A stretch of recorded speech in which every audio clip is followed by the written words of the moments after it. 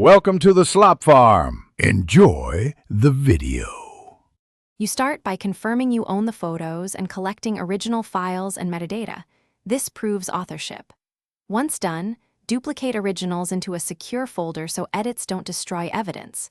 Make short notes of creation dates, camera model, and circumstances.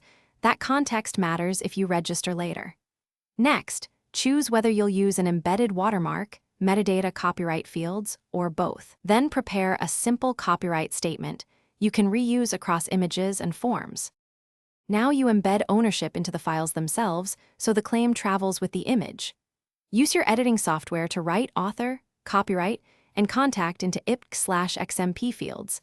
This explains who to contact. Then apply a discrete visible mark or watermark on a master copy to deter misuse, while keeping a clean, unmarked master in a secure folder. Once done, export both high-resolution and web-sized copies with consistent file names. Make sure backups are saved in at least 2 locations. Finish by registering key photos with your National Copyright Office to gain full enforcement options. You'll upload required deposit copies and complete forms.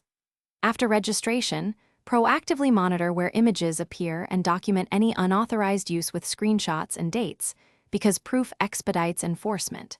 If you find infringement, send a clear takedown notice or DMCA request.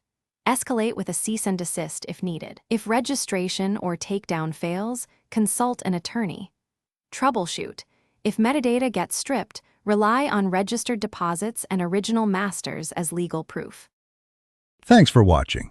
Consider subscribing if we helped you today.